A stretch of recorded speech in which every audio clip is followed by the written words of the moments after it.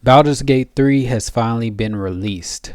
You're watching this on Friday, hopefully, when this video is released, but I'm recording it Thursday, August 3rd. So this is the release date for Baldur's Gate 3, and it has over 70,000 overwhelmingly positive reviews, or 70,000 reviews at least on its first day.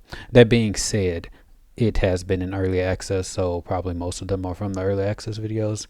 I don't know how the Steam reviews work like that, but I know it's been a long time coming, and I'm happy that it's out. Unfortunately, I'm busy and I'm going to be working on a lot of things. I hope you've seen the latest short that I put out. I'm making more progress with producing lore videos, and I want to talk a little bit about that. But before we get into this is the channel, WolfheartFPS. There's two channels that I found for Baldur's Gate 3. I don't like to, number one, I don't have enough time to watch every single video about Baldur's Gate 3. Don't have enough time for it. I just want the information, the good stuff, entertaining content, and stuff like that. I found WolfheartFPS. If any of you are watching this for Baldur's Gate 3, then you probably already heard of him because he has many more subscribers than I do, with 167,000 subscribers. And he's doing a Let's Play series. So I do plan on tuning into that one. I don't watch many Let's Play videos, but it will give me an idea for games like this. I especially like to watch them because they give me ideas, and I'm less concerned about spoilers for this game, at least in the first episodes, because you can play it your way, and the game's going to be different depending on your character. It's really about your character's journey. It's not like a God of War spoiler where, okay, you're only playing as Kratos, so you only get to experience this one. And really, I'm more concerned about spoilers when it comes to movies or books anyway. In video games, it's like I have my own agency, so it's like I can decide how I react to situations. So it's just nice to watch. So that channel, and then Extra Life, I don't have that pulled up, but that is the YouTube channel behind the website that I've showed in the last podcast. And I think the YouTube channel came out before the podcast. I'm not sure. But that is where I'm going to get most of my information before I actually start and play this game. I might wait until the Mac version is released, depending on how busy I am. We'll see. But I do want to mention how I'm going to approach the release of this game, because I now know that the route that I'm going to take is going to be more of the lore videos. I like how the Elder Scrolls videos are being received, and I like the reception for this short, which is a short from the upcoming lore video that I'm going to release. I've been working on trying to get video editor and stuff like that. So the next one is going to be about the Daedra, and the origin of the world within the Elder Scrolls universe. And I will most likely be doing lore videos about, I'm not going to say Baldur's Gate 3, I'm going to say that Dungeons and Dragons universe. I know you have the Sword Coast and all that stuff. I just don't remember off the top of my head what's the actual name of the universe. I played 5th edition, but I'm one of those gamers that I'm more interested. Okay, I'm a power gamer.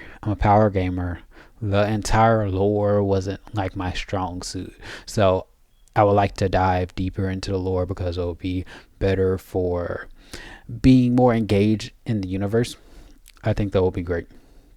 So I wanted to talk about that. So that's the future of the channel. If you're excited about those things, tune in. We have some great videos up and coming for you.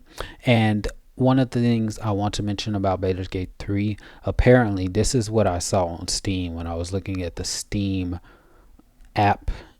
It looks like some of the developers were doing a special live stream, which is nice. I like how they did that with Age of Wonders 4 as well, where they showcase the game, and then they're doing a multiplayer stream. I hope Larian Studios has that in their main channel, because that'll be nice to watch.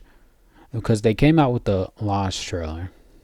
Live panel, no. So they only have the panel for Hell. It will be nice if they do upload that stream that they're doing from Steam itself on here, so I can check that out too. Because I think it will be much more fun to play with another party member, like a real person. So let me know in the comments, like, are you going to play this game alone for your first time, or you're going to play it with friends or family, depending on how your situation is, because I think that's going to be interesting. So this video is going to be much shorter than all of the other podcasts, because the only major things aside from Baldur's Gate 3, the new things from the channel, is typical AI stuff. And I like to mention AI because AI is affecting video games in and of itself. And things are going to change a lot within the next few years, definitely before 2025, because we're in 2023, towards the end of 2023. I don't want to say 2030 because obviously a lot of things are going to change in 2030. We have like 7 years, but people are able to create movies with AI. I don't know if you've seen Kyberai with how you can take an image and then transform it, make it look more anime, turn them into cyberpunk and stuff like that. That's just with images, and these are basic tools. I know I watched this channel before and they took an entire movie and it was great. So they had the green screens and everything, and they made it animated. They had the initial actors and stuff, but they animated the actors. They just needed the visual poses and stuff like that. It was kind of cool. If I can find it again, I will post it on Twitter or Instagram if I come across it again. I have it on my playlist of, no, not playlist, I have it on my feed, so whenever I come across some nice AI tools. And I'm saying this when it comes to video games is because Nvidia's making some waves, not only with its chipsets but also its partnerships. You know about Convey, that I did a video about before, and they're basically NPCs where you can actually give them intelligence, give them a backstory and stuff like that. They're making waves with that. AMD is coming up with special chipsets. This is more on the business side than the consumer side, but you know, that's going to be coming to us as video game players. And then Apple says this has something exciting coming out for their September showcase. They already revealed their Apple VR. You might not think, what does it have to do with video games and stuff like that, but this is Apple. You know, Apple likes to take its time and innovate, but they usually make amazing things, namely iPhone, iPad, and they make it very seamless. It's aesthetically pleasing. That's not as important, but it's easy to use. That's the important part. And even though it's pricier when it comes to the overall price for the hardware and stuff like that compared to other products, now if you compare Samsung and iPhone, they're really same price and everything. But when it comes to the ease of use, the integration with everything, when it comes to mass adoption, if you disregard the price and take into account all of the other factors, then it's like they're going to make a huge impact in VR space, especially if this is well received. And I say that because it might open the door to more VR. I don't know about you, but when the Oculus was first revealed, I don't know, what is this, 2015, 2014? You know, my time frames are off. It was like, it was all the rage. VR this, VR this, VR is great. And then you have HTC Vive. I don't even know if they're around. I know they still have like headsets, but I don't know, are they popular or not? I haven't been up to date with the whole VR space because I'm waiting for deep dive MMORPGs so I can actually be like in Sword Art Online, but that's a ways away. But the point is that the hype around it has cooled by a significant margin. Sure, we get excited for Skyrim VR, the Horizon Zero Dawn VR game. I don't know the official name of the VR version of the game. Well, the VR spin-off of the game, but it's not mainstream anymore.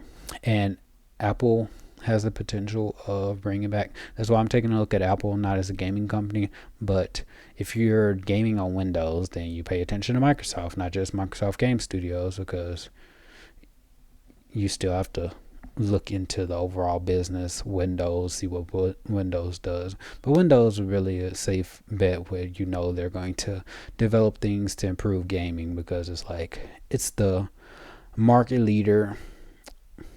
I just have to say, even though I'm Mac, I play on Mac. It's like when it comes to video games, Windows go to. And I don't know, don't quote me on this if it's Linux or Mac. I'm thinking Linux is number 2 when it comes to adoption, because you have SteamOS is a version of Linux. Don't quote me, don't crucify me, but that's what I think. I'm sure that's a version of Linux. So, and SteamOS works with the Steam Deck and stuff like that. And then macOS when it comes to video games. I'm hoping that with all these new updates, and when Sonoma gets out of the beta phase and stuff like that, and then new uses comes out with their game porting toolkit, Apple can start getting more into the gaming space when it comes to games being able to be played on the system. And some of you, I know, because I got a review, well, not a review, a comment before, is like, you game on Mac? Macs can't game? Something like that. It's like, obviously the Macs can't game. It's just not popular, and a lot of games don't work. Well, okay, we know that. But that doesn't mean that, hey, we should just have all the games on Windows. Just get on Windows and stuff like that. Because we already know when any one company has a monopoly on things, it's not good for the consumer. The difference in companies, regardless on if they can compete or not, even if Apple and the Mac ecosystem is not as competitive as Windows when it comes to gaming specifically, just having that difference and just having Microsoft understand, okay, if we slip up, Mac can take a piece of the money, then it just improves things. Same thing with Linux and Windows. Hey, if we slip up, Linux can take a piece of our market share. It just helps us. When it comes to gaming, it helps move the industry forward, move games forward. This is even with video games. That's why we saw all the concern with the Activision and Microsoft deal, because that deal could have stifled competition. So it's important that we celebrate any wins, and even if you're not a Mac gamer, you don't even have to be concerned about it, but just keep that into account, that whatever good that Apple does in the gaming sphere, even if you don't game on a Mac or anything like that, is good for everyone. It's a win-win. Same thing if it's Microsoft versus PlayStation. If PlayStation does something good, it's good for Xbox as well, because if PlayStation does something good, that means Xbox is like, oh, okay, they're good. They're doing something good. They're getting more gamers. They're getting more purchases. They're getting more buyers. They're getting more money. We need to step our game up.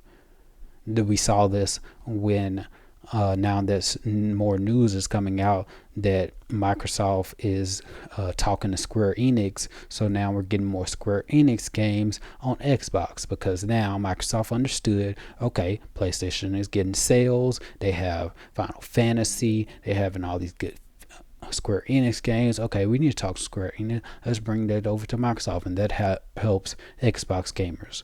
So I want you to take into account everything I talked about. Baldur's Gate 3, if you haven't played it, play it. If you don't have it yet, get it. This is a great thing that it came out. It being great and this game succeeding is going to greatly improve all of the other games in this space. So the next game by Owlcat Games, I know they're working on Rogue Trader, if not that, but the one after that is going to be even better. Games in as a whole are going to improve. If this narrative story is as amazing, there's no slip ups, because you know how you end a story can affect the entire impression of that story. That's going to affect things too. So this could improve all story-based games. There's been talked about how this game is going to compare to The Witcher 3 and CD Projekt Red's future narrative games and stuff like that. Going to be quite interesting.